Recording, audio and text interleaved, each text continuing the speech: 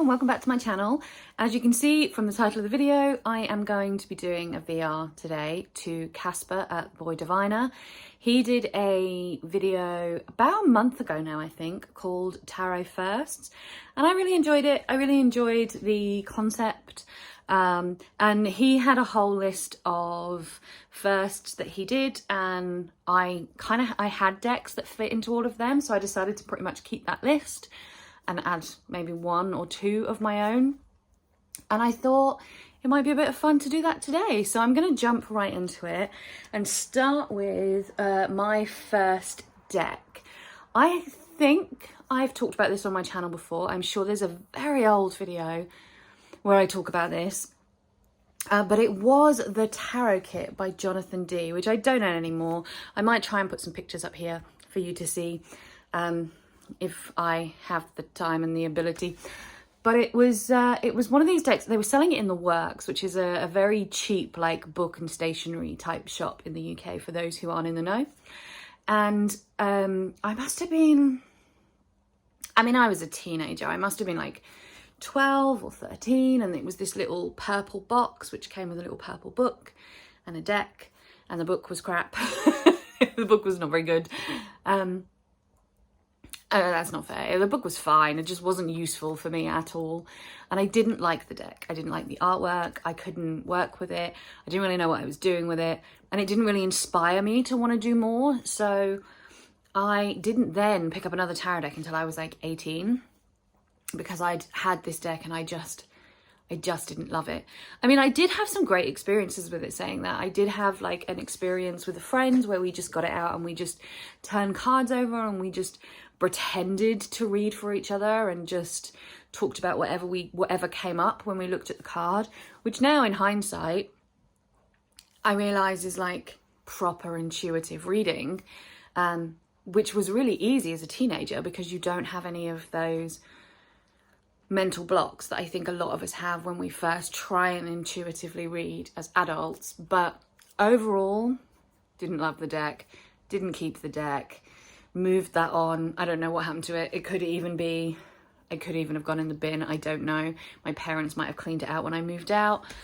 I really don't remember, but I do know that I didn't love it. And so I didn't pick up another tarot deck for a very long time after that. So it wasn't the greatest experience. So after that, I had a number of decks that I tried and didn't get on with, and they moved in and out of my collection. But the first deck that I actually kept hold of and I read with was the Robin Wood Tarot. And I still, to this day, love this deck. I love this deck. I did have another copy, which I'd trimmed and I'd edged, and then the dog ate it. And this was a gift from the lovely Jen at Jen's Balanced Tarot to replace that deck. So I haven't trimmed or anything with this one. I'm not sure if I'm going to. But this was the first deck where I really kept hold of a deck and really began to develop a bit of a passion for the tarot. And I used to do Tarot Sundays, I used to call it, where I would get out my Tarot Plain and Simple by Anthony Lewis, only tarot book I owned, get out my deck. And this deck, I think, is the deck that he uses in Tarot Plain and Simple, which I think is how I ended up purchasing this deck, because I had the book first. And I used to do readings, but I didn't trust myself. I didn't know anything about the cards. So I would do the Celtic Cross, the only spread I knew, do the Celtic Cross, and then I would look up the meanings in the book, and I would write like little journal entries on a notepad, and I would one of those kind of notepads with that are designed to be put into folders, like they're hole punched. For some reason Englishing is really hard for me lately, but yeah, and that was and I used this deck like that I bought this deck in 2012, and then I didn't really start reading seriously until 2016 or 2017. So like 5 years I did that on and off for, but never really trying to learn, mainly just I got the books out and I didn't try and retain any information, and I didn't really go in depth in any way. And I only had the one book and the one deck. Next up is the first indie deck, my first indie deck, and my first ever indie deck. I don't own a lot of indie decks now, to be fair, but the first ever indie deck that I bought was on Indiegogo, and it was the Crystal Unicorn Tarot. I think this deck might even be in order, you know. I love this deck. Yeah, it is. I must have put it in order for some reason that I can't remember. I love this deck so much. I still love this deck now. It was such a smooth process as well. I was really lucky that my first time backing a deck on either Kickstarter or Indiegogo was such a smooth, easy process. It was delivered when it was said it was going to be delivered. Pamela Chen did a great job of keeping people up to date with where she was and what was happening, and it was just such a smooth, easy process that I'm surprised I didn't do it more often, actually. But I think this was the only indie deck I had for absolutely ages. I didn't back any more for a long time after, just because I think because of cost more than anything. A lot of indie decks come from the US, and shipping from the US is often quite expensive. So I have to really, really love a deck to purchase or back it on like a Kickstarter. Or it has to be a bit cheaper, one or the other. And this one was not expensive at all. It was a really, really good price. It's a really beautiful deck. It like really makes my inner child so happy. And I like to drag it out. It sounds terrible, doesn't it? I like to pull it out of my collection and play around with it every now and again, especially when I need like a nice old hug. Moving on to my first ever deck I won in a giveaway, and it was the Triple Goddess Tarot that I won from Joe the Tarot Guy. Did a random act of kindness and sent me a deck and loads of little like crystals and oils and stuff. It was really beautiful, and I don't have it anymore, so this is a picture of the deck which I will put in here, but I did move that one on out of my collection. It is a beautiful deck. I love the artwork. I really did love the artwork, but the Triple Goddess is not a concept that I connect with or particularly like. And when I worked with the deck, I didn't feel like it gave me anything that I was really looking for. And I knew it wasn't going to be one that I would continuously pull out. And I mentioned in like the live that I did with Julie and Sarah recently that for me and how I curate my collection is I don't necessarily need to work with a deck all the time or feel like I'm going to work with a deck consistently to keep hold of it. But I do need to feel like I have a strong reason for keeping hold of it. And I didn't feel with the Triple Goddess Tarot that I did have a strong enough reason to hold on to it, and that I didn't have any reasons that I could articulate as to why I would get that deck out over any of the others in my collection. And so that was an indication that it was time for me to move it on, and so I don't have that anymore. Next, I have the first deck I ever dedicated to a deity. Now, if you have watched any of my older videos, you'll know that I am dedicated to Hecate or Hecate, depending on how you prefer to say it. And I did not think that this is the deck that I would pick.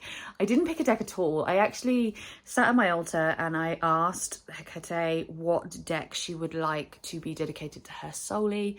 This was the deck that I very strongly felt pulled to, even though I didn't want to give this deck up for that.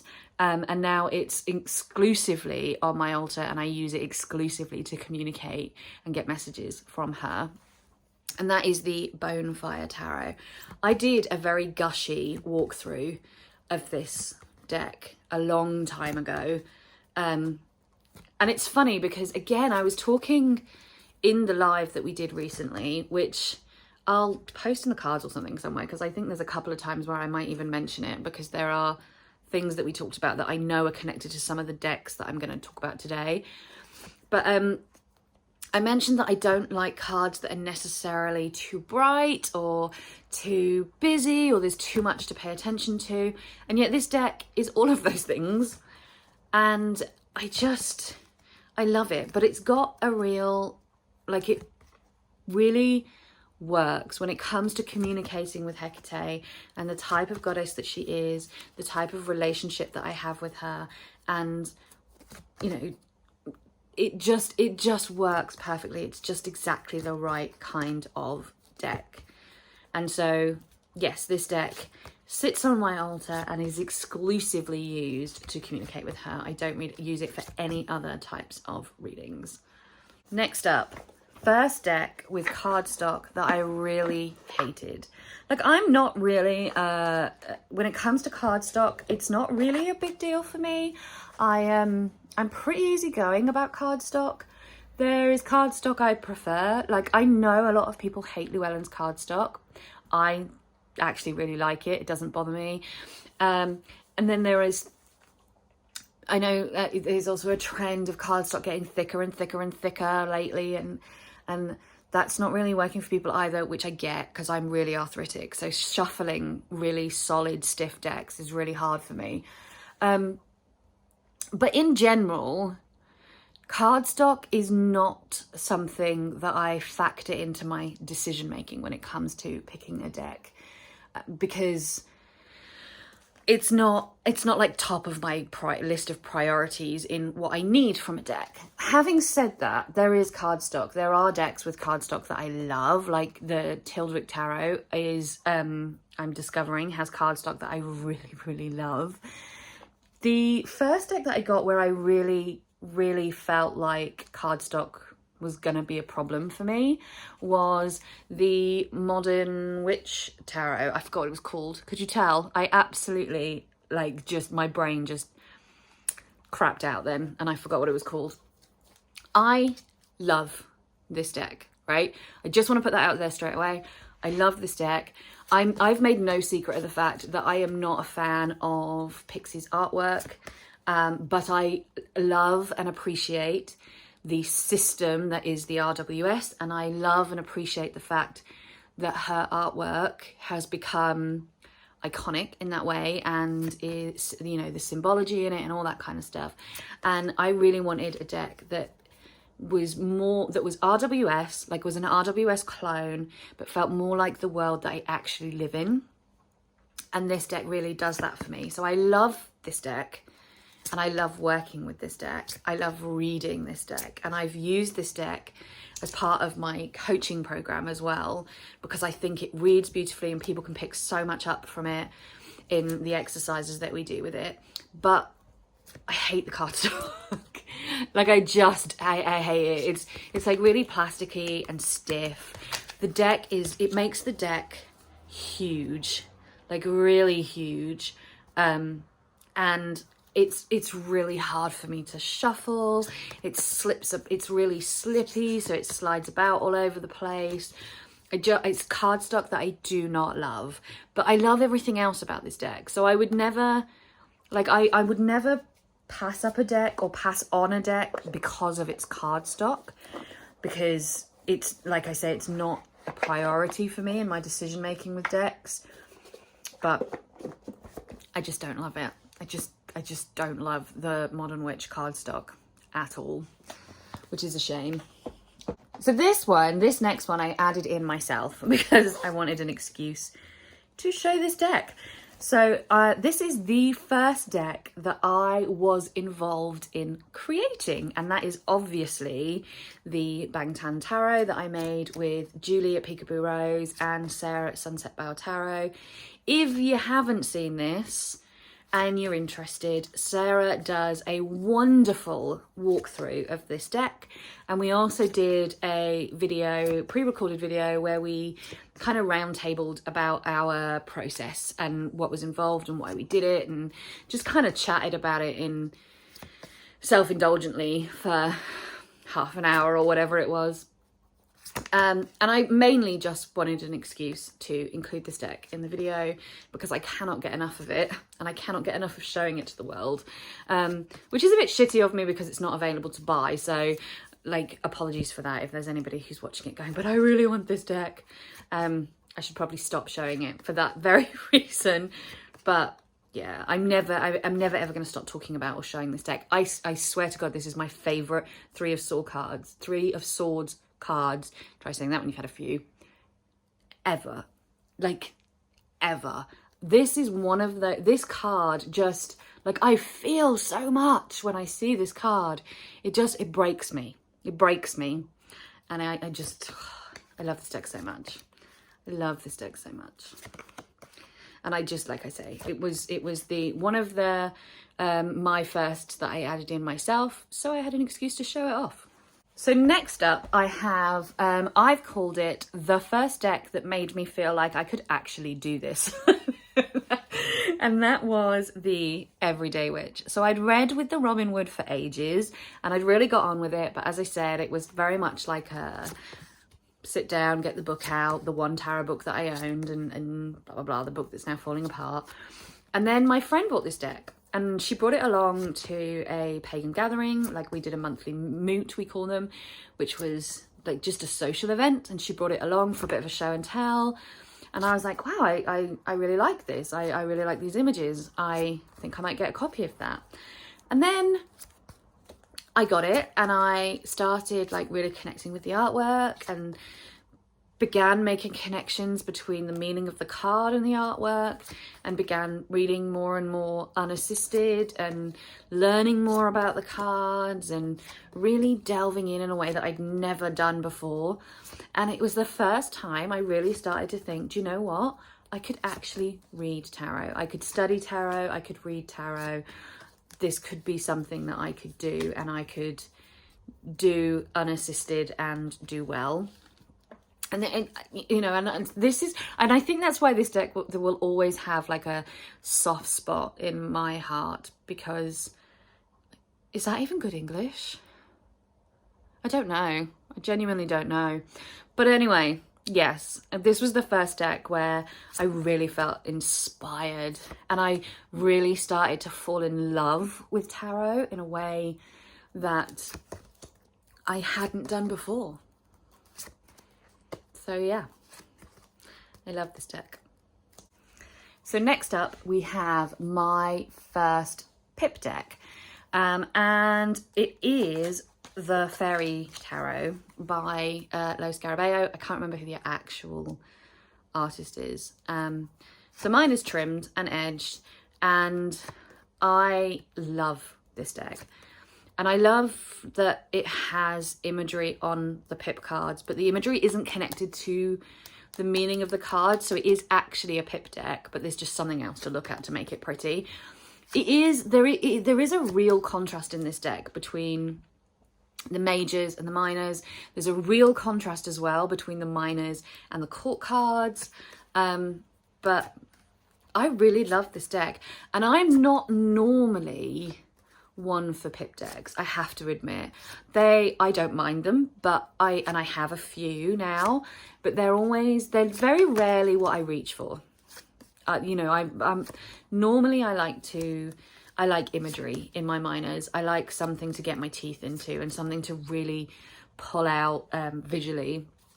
So Pip decks aren't in general my favorite, but this is one deck that I do use and I love, and I have very strong affinity to. And yeah, it's the first Pip deck I owned. It was the first Pip deck I ever really tried working with. And it was the first Pip deck that I really connected with as well. So there was a lot of firsts, all Pip related, but there was a lot of firsts for this one. So then I decided to do the first deck that was ever given to me as a gift.